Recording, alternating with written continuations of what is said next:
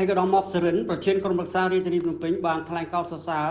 ចំពោះអាជ្ញាធររាជធានីភ្នំពេញនិងកងកម្លាំងមានសមត្ថកិច្ចទាំងអស់ដែលបានយកអស់កម្លាំងកាយចិត្តក្នុងការអនុវត្តការងារបានយ៉ាងល្អកន្លងមកពិសេសគឺការអនុវត្តគោលនយោបាយភូមិសង្កាត់មានសុវត្ថិភាពបានល្អធ្វើឲ្យប្រជាពលរដ្ឋទទួលបានភាពកក់ក្ដៅការកោតសរសើររបស់ឯកឧត្តមម៉ាប់សរិនបែបនេះបានធ្វើឡើងនៅព្រឹកថ្ងៃទី12ខែមីនាឆ្នាំ2025ក្នុងកិច្ចប្រជុំសាមញ្ញលើកទី10របស់ក្រុមប្រឹក្សារាជធានីភ្នំពេញឆ្នាំទី1អាណត្តិទី4ក្រោមវត្តមានឯកឧត្តមឆាយវិរៈអភិបាលរងតំណាងឯកឧត្តមខួងស្រេងអភិបាលនៃគណៈអភិបាលរាជធានីភ្នំពេញឯកឧត្តមប្រធានក្រុមប្រឹក្សាមានប្រសាសន៍លើកឡើងថាក្នុងខែកុម្ភៈកន្លងមកនេះបទល្មើសព្រហ្មទណ្ឌបើទោះបីជាមានការកើនឡើងប៉ុន្តែអ្វីដែលជាការកោតសរសើរនោះរាល់បទល្មើសព្រហ្មទណ្ឌដែលបានកើតមានឡើងកងកម្លាំងរបស់យើងបង្ក្រាបបានស្ទើរតែ100%បន្ថែមពីនេះឯកឧត្តមម៉ាប់សរិនក៏បានថ្លែងនៅការកោតសរសើរផងដែរចំពោះអាជ្ញាធរខណ្ឌទាំង14និងមន្ទីរទាំងអស់ជំនួសឲ្យរដ្ឋបាលរាជធានីភ្នំពេញដែលបានរួមគ្នាយកអស់កម្លាំងកាយចិត្តសម្រាប់បានលទ្ធផលការងារយ៉ាងល្អប្រសើរ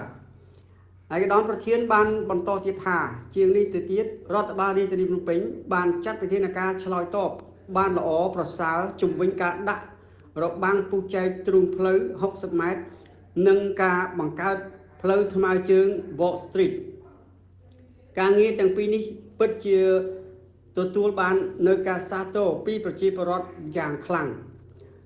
លោកបានស្នើឲ្យអាជ្ញាធរខណ្ឌទាំង14និងសង្កាត់ទាំង105ជួយធ្វើការផ្សព្វផ្សាយប្រជាពលរដ្ឋឲ្យមកលេងនៅផ្លូវថ្មើរជើងនេះឲ្យកាន់តែច្រើនថែមទៀតហើយបើទោះបីជាមួយសប្តាហ៍ទៅមួយសប្តាហ៍ផ្លូវថ្មើរជើងនេះទទួលបានកំណើនប្រជាពលរដ្ឋក៏ដូចភ្ញៀវទេសចរជាតិអន្តរជាតិមានការកើនឡើងយ៉ាងណាក៏ដោយក្នុងឱកាសនោះដែរឯកឧត្តមឆាយវិរៈបានថ្លែងនៅការអរគុណចំពោះការកោតសរសើរពីក្រុមប្រឹក្សារាជធានីភ្នំពេញចំពោះកិច្ចការងារដែលរដ្ឋបាលរាជធានីភ្នំពេញបានអនុវត្តកន្លងមក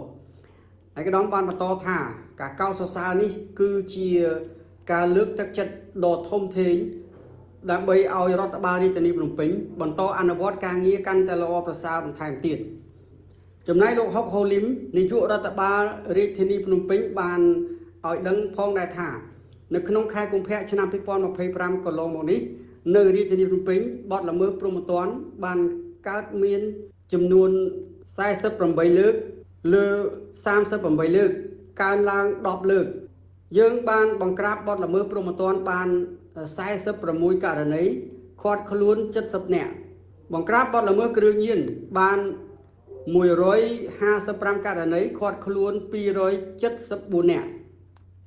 បង្ក្រាបក្មេងទំនើងបាន26ករណីឃាត់ខ្លួន97នាក់បង្ក្រាបល្បែងស៊ីសខុសច្បាប់បានចំនួន9ករណីឃាត់ខ្លួន83នាក់